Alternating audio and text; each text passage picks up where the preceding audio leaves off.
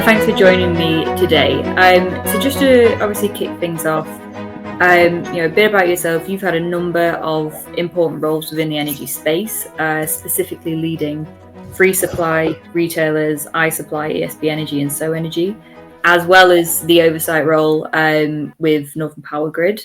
You've overseen some pretty major changes leading these businesses, from changing customer preferences to life-changing external factors about energy. Could you start by just giving us your sort of high-level overview on the energy landscape and how it's changed over the past several years?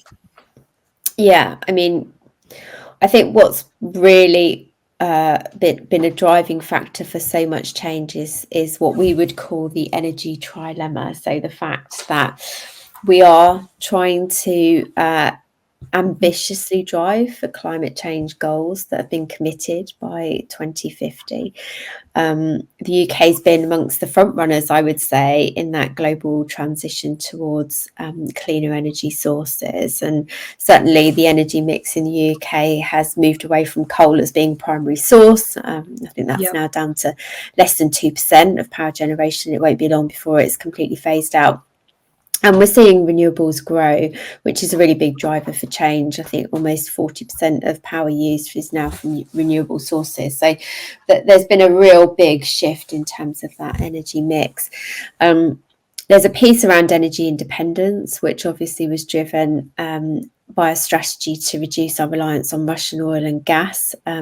We saw the kind of catastrophic impacts during the energy crisis of that invasion in Ukraine. And so there is a clear blueprint now for energy independence. And then the other part is around soaring energy bills, which clearly was an impact of that invasion and driving up the cost as a result of wholesale energy prices increasing. And I suppose until we've transitioned to that future clean energy system, then we will continue to see affordability issues. I think the latest data that I saw on that was from Ofgem, showing that consumer debts now reach 3.3 billion, which is a significant number. So we are far from out of the woods yet on that debt piece too.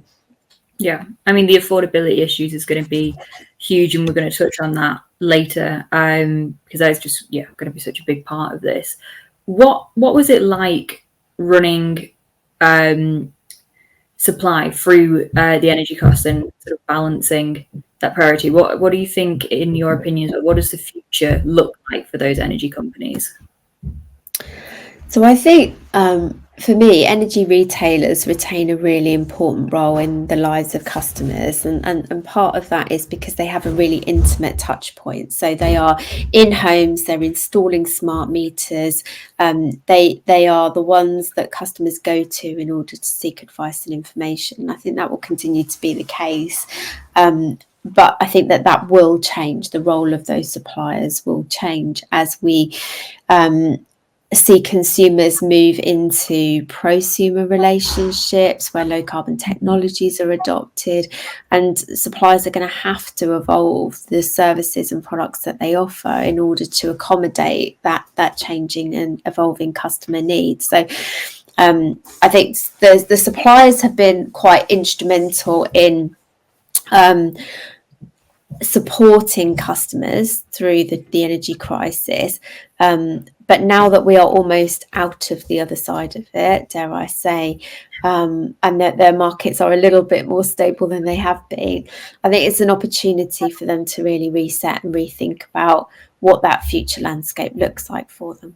Yeah, absolutely. And the customer experience has massively improved. If we go back sort of a decade ago, the thought of even calling an energy company was sort of I remember it as being a pull your hair out situation.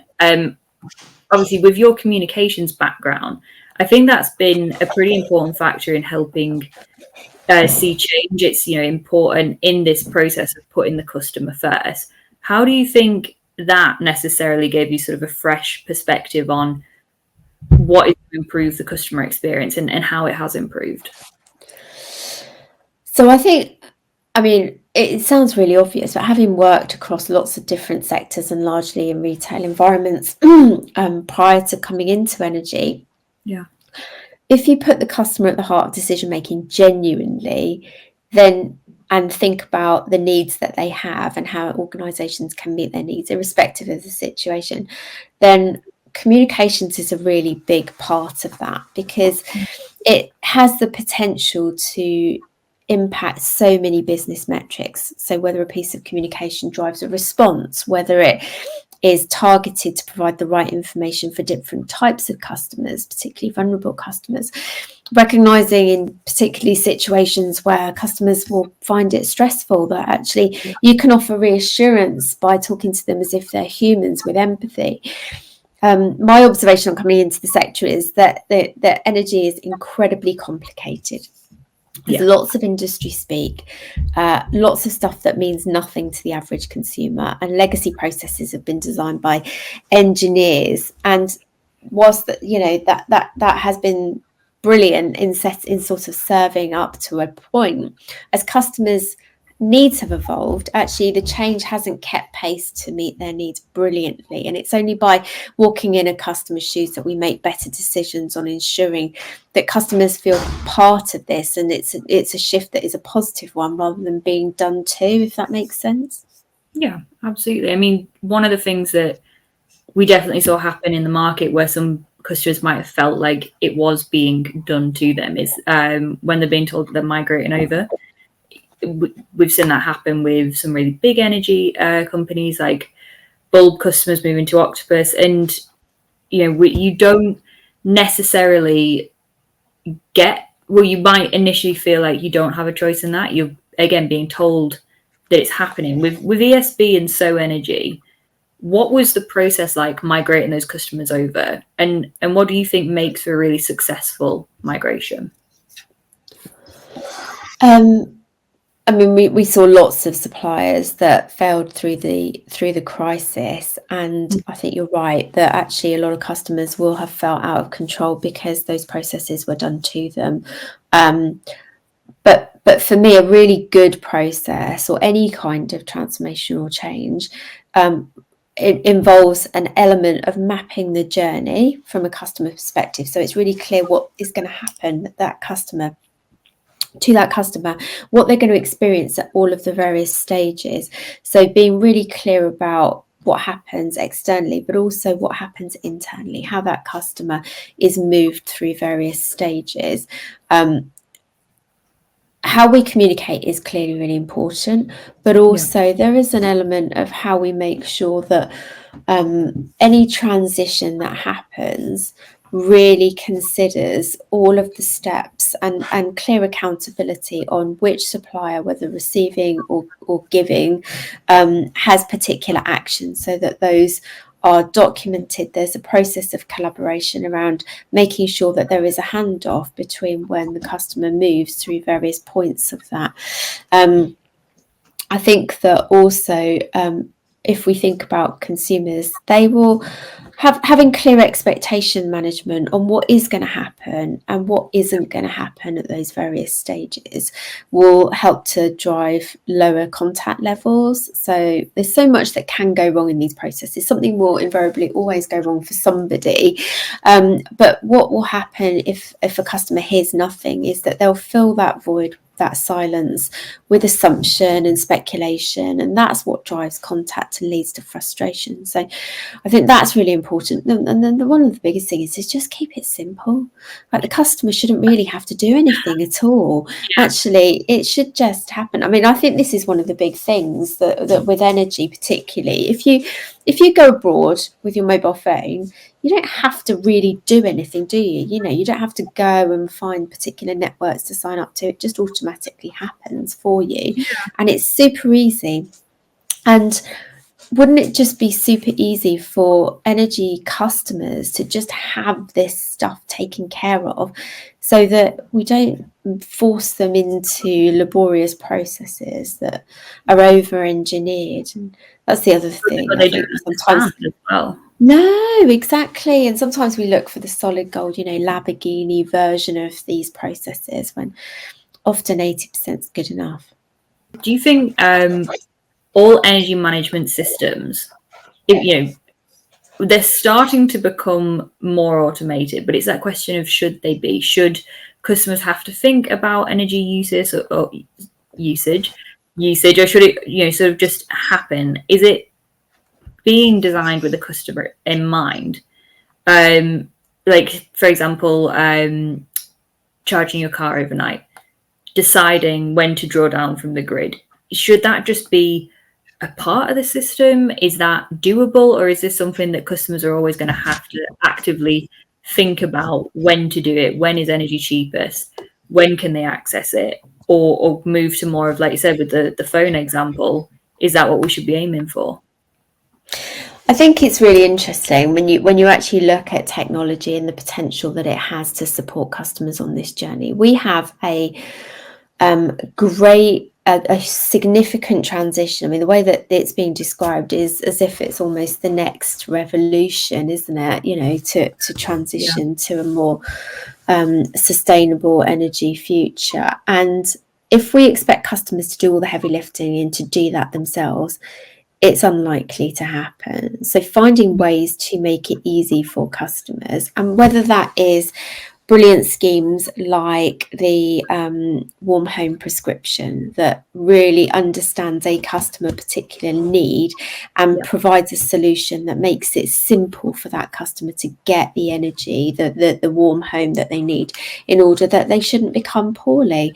That just makes absolute sense. I mean, the regulator has talked about greater data sharing capabilities of the PSR between energy and water sectors, for example, and that need for collaboration.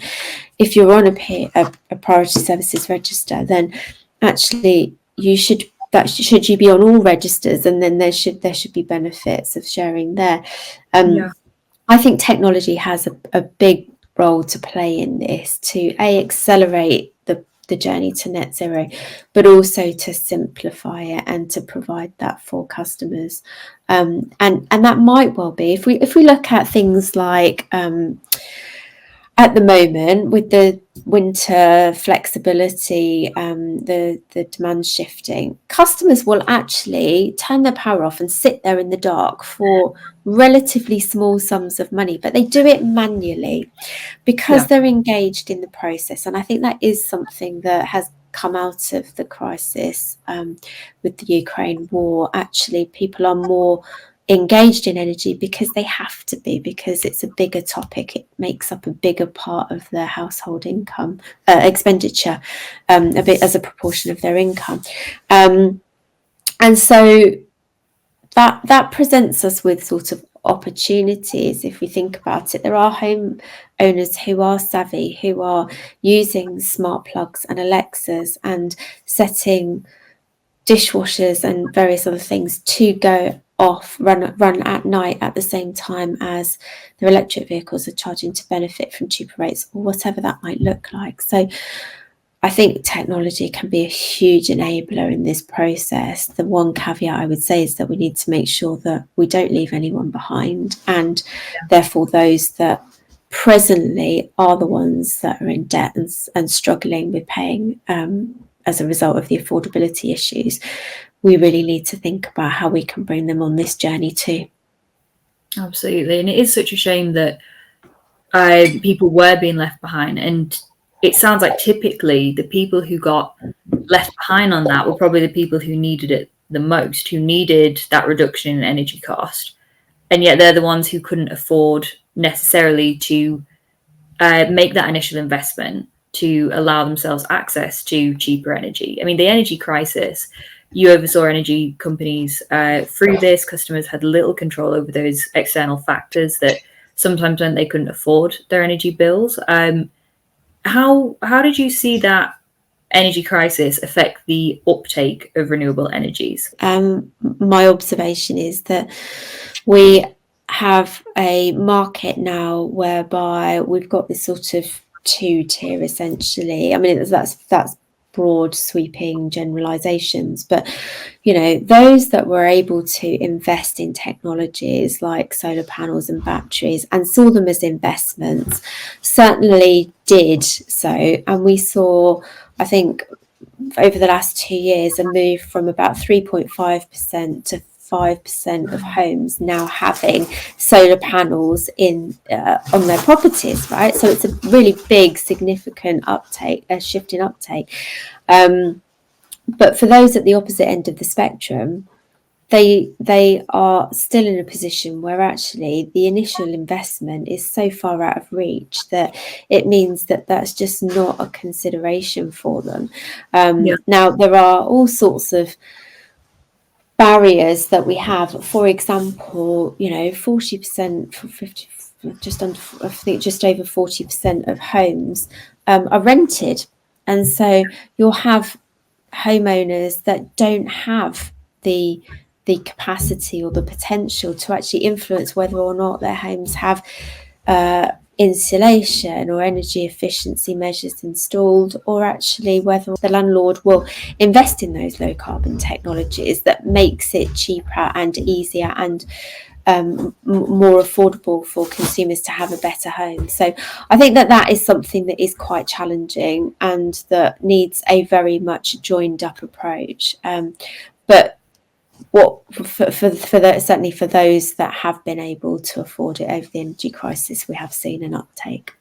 Yeah, what you said there about the rental market is especially topical because there are so many people who rent, and we're seeing a lot of sort of different models for how it can still be financially rewarding, because that does seem to be a big motivator.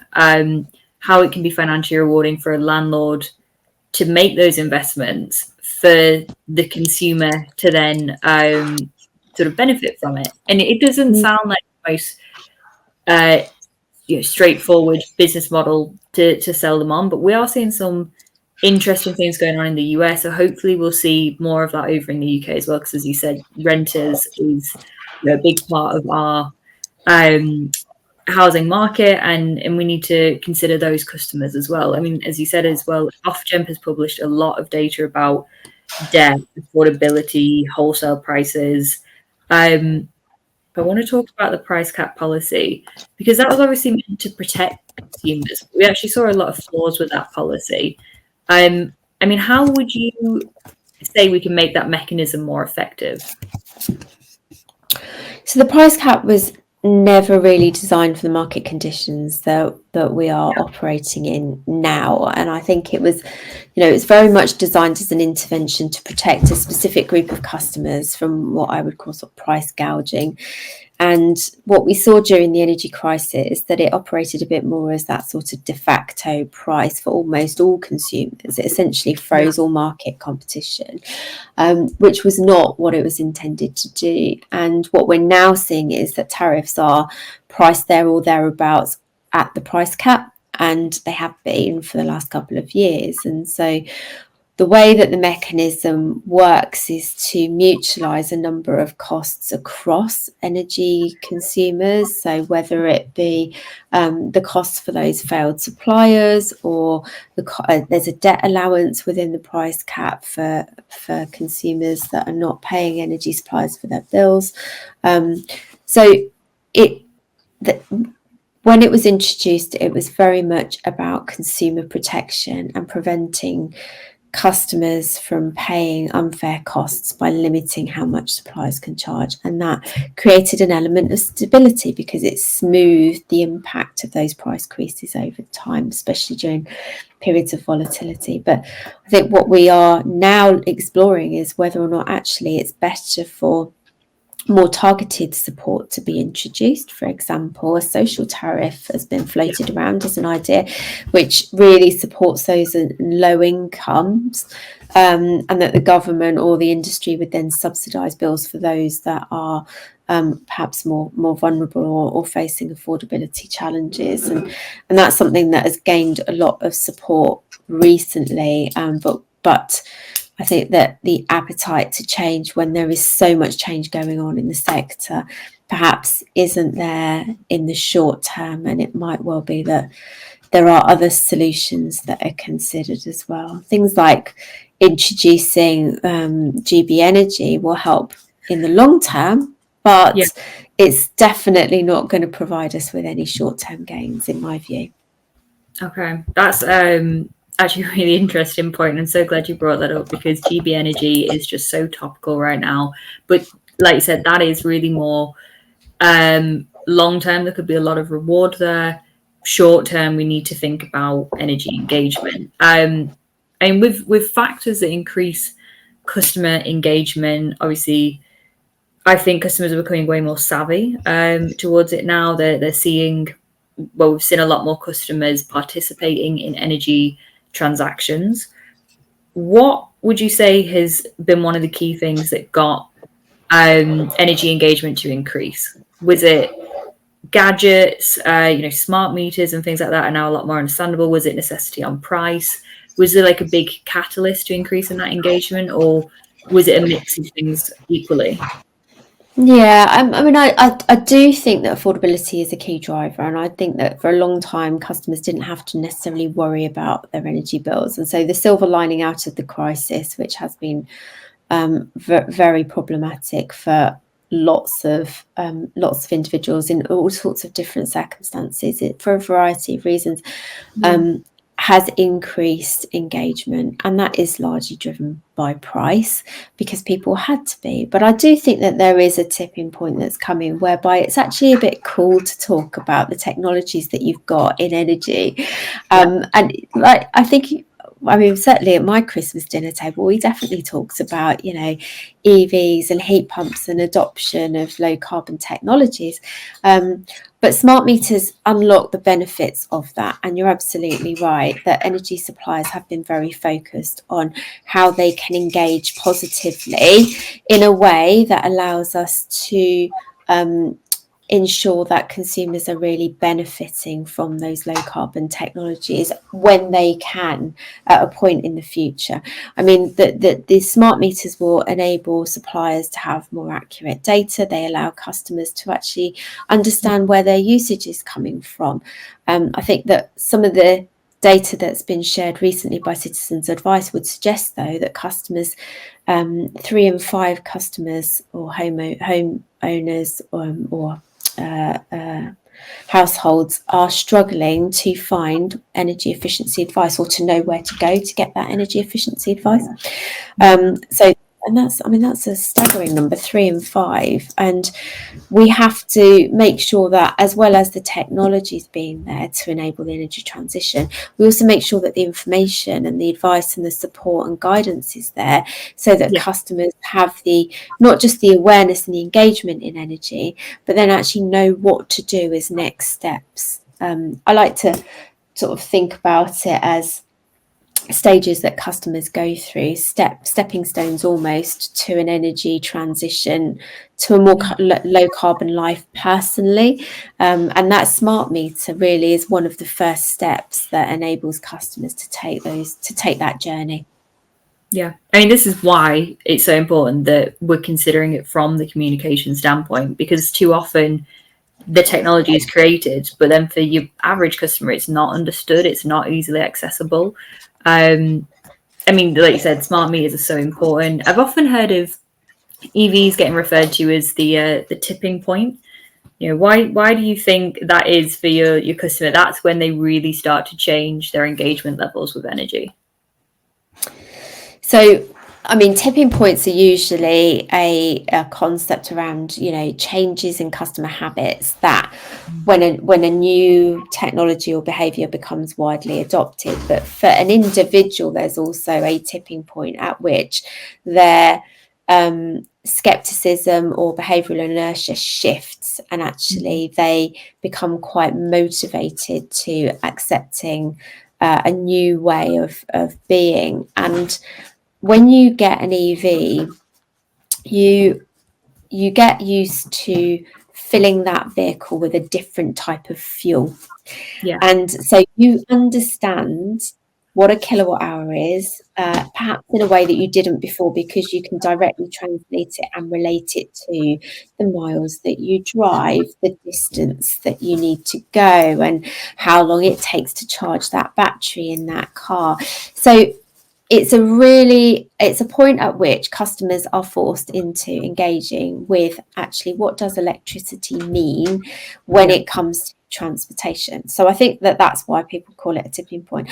I have to agree, actually. I do think that up to that point in that journey of stepping stones, you can do things like replace light bulbs, you can, you know, improve the home energy efficiency through sort of tactical deployments of kit essentially in the home.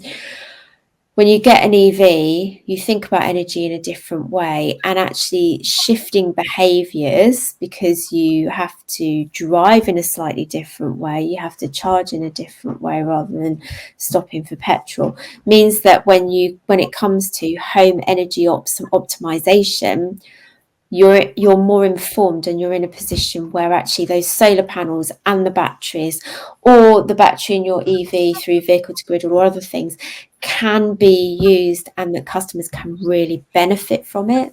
Yeah, no, absolutely. What you said there, I think, sums it up perfectly. It becomes real. It's not just what is a kilowatt hour anymore. It's, I know exactly what it is because it takes this amount of charging to get it, and it costs me this much. And it's something that people use every day. So that's been a huge, well, not even a catalyst, that, like you said, tipping point to change how they're thinking about it and how they're engaging. I mean, I want to sort of start wrapping this up by thinking forward with the future. We already mentioned on the potential of something like GB Energy being more of a long-term payoff for customers. And what are your some sort of wider predictions for the future of domestic energy? Wow, I mean, that's a big question, isn't it? I mean, in terms of predictions, I think that we will probably see flexibility play a greater role.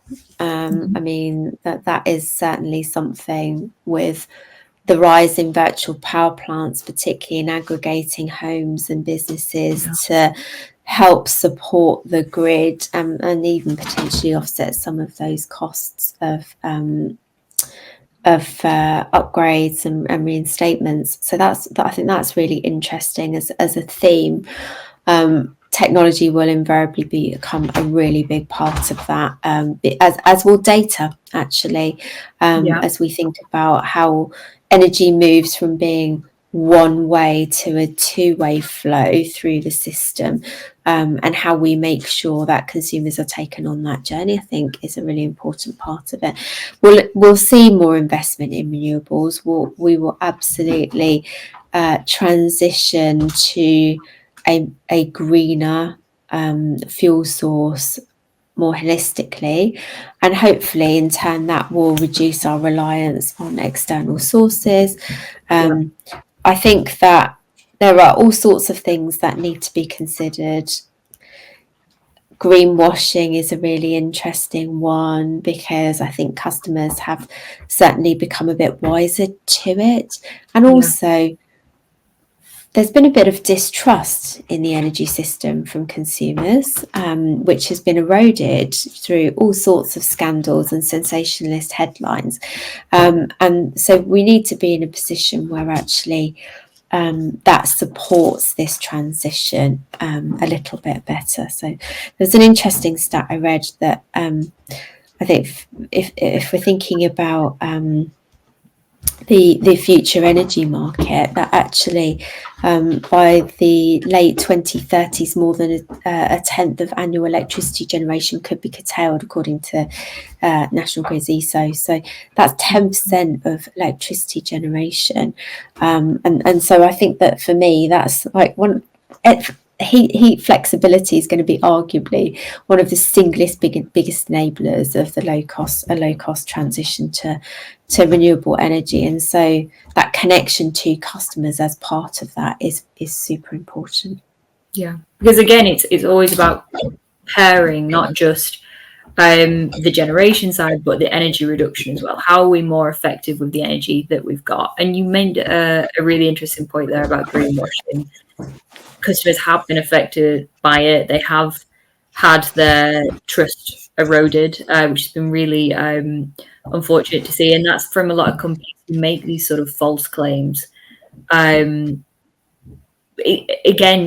would you say that comes back to sort of a communication point to build that trust back up? The way that the system is set up, energy suppliers we might see more things in the future, regards to like buying certificates, so they know where their energy has come from. I mean, obviously, once it's on the grid, it's on the grid. But can we use certificates in the future to sort of reassure customers that actually this is, in fact, not greenwashing, and they've got some more proof behind? Yeah, I mean it's a really interesting one, because the way that the UK system operates has a process of certification known as the REGOs, which are purchased by suppliers and essentially offsets the power that they buy, if not from renewable sources. And the certificates are sold separately from the power and matches renewable projects, and it means that it's not necessarily that it's a false claim, but it is a misleading one if customers believe that actually there's a wind farm right over there and I'm buying my power from it, because that's not how the majority of the system works. There are certainly opportunities where you can purchase your energy from suppliers that enable you to do that, but it isn't mainstream yet. And I think that there are challenges around how we transparently and clearly communicate that, and actually giving customers choice and letting them have informed choices through the way in which they engage in that energy. So over time the grid will get greener, and that will benefit all consumers. But actually, unfortunately, where we've been is that customers, certainly when I came into the industry, would have to pay a premium to have green electricity, right? So even that has shifted in just this sort of the last 5 years in such a short space of time. Okay. Well, look, I think, always good to end on a positive note that we've seen such good transition. And to sort of come back to the key point of discussion today, it's so important that we keep communication, availability of information to the customers in a simple and understandable manner, which it sounds like, given the increase in energy in energy engagement uptake from customers, we potentially are doing quite effectively. So that's really good to hear. Yeah, I mean, it's not all doom and gloom, actually. There are some fantastic, innovative companies that are not just suppliers, but innovative startups that are developing really cool solutions that will leverage technology to support customers with the energy transition. Hopefully, over time, drive down the costs so that there is greater affordability across the board, and that we don't leave people behind, and we find solutions, whether that is on a more local level. We don't always have to think about things from a national perspective, and certainly local area planning for energy networks is something that potentially will benefit more cohorts of customers. But my take on it is that you can't broad brush treat all customers the same and expect everyone to engage in the same way, because that's not how people work. That's not how society works. And actually, we need to be really considered in the way in which we purposefully and intentionally make sure that we're not leaving specific cohorts or groups behind. And that really comes down to understanding their individual needs. So I think that, yes, whilst there is certainly a very big job to do, actually, there's a lot of optimism. The industry is attracting investment. There's amazing talent coming into the sector. We're moving forward. That's what I would say.